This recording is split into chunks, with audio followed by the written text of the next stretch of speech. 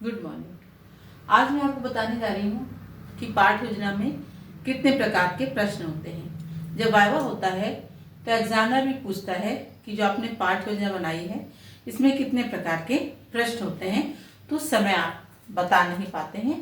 तो आइए हम देखते हैं कि पाठ योजना में कितने प्रकार के प्रश्न होते हैं।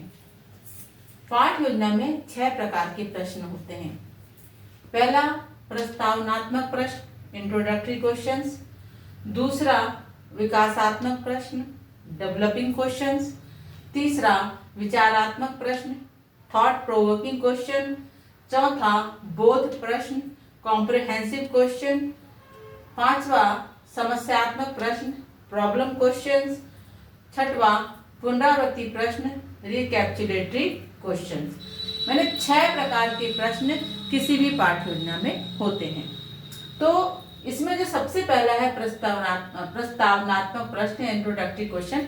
ये मैंने पिछले वीडियो में आपको पढ़ाया था कि प्रस्तावना में किस प्रकार के प्रश्न होते हैं, ये प्रस्तावना के प्रश्न किस पे आधारित होते हैं, प्रस्तावना के प्रश्न क्यों पूछे जाते हैं, कैसे होना चाहिए प्रस्तावना के प्रश्न।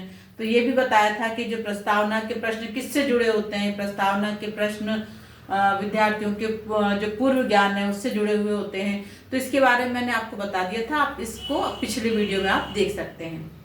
अब दूसरा हम देखते हैं विकासात्मक प्रश्न। तो विकासात्मक प्रश्न क्या है? शिक्षक पाठ का विकास करता है, यानी पाठ के विकास के लिए वो विद्यार्थियों से प्रश्न पूछता है। इससे क्या फायदा होता है? इस प्रकार के प्रश्न से, यानी विकासात्मक प्रश्न से बालकों को नवीन ज्ञान प्रदान करता है शिक्षक। तीसरा, इस विकासात्मक प्रश्न के द्वारा शिक्षक बालकों को सक्रिय रखता है। कैसे? यदि वो पढ़ा रहा है, उनसे प्रश्न ना पूछे तो विद्यार्थी का ध्यान कहाँ जाएगा? कक्षा के बाहर या कहीं और उसका मस्तिष्क घूम रहा होगा, ना दिमाग या मन कहीं और विचरण कर रहा होगा।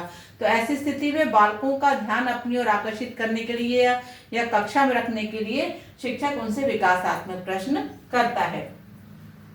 तो इस विकासात्मक प्रश्न के माध्यम से ही वह बालकों को सक्रिय रखता है।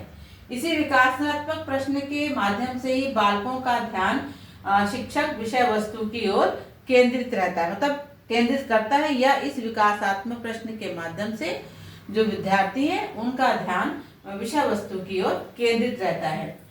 फिर इस विकासात्मक प्रश्न के द्वारा ही बालकों की तर्क शक्ति में वृद्धि होती है, क्योंकि जब प्रश्न पूछता है तो अपने सोचता है, विचारता है और फिर उसका जवाब देता है। तो बालकों की तर्क शक्ति में वृद्धि करते हैं ये विकासात्मक प्रश्न।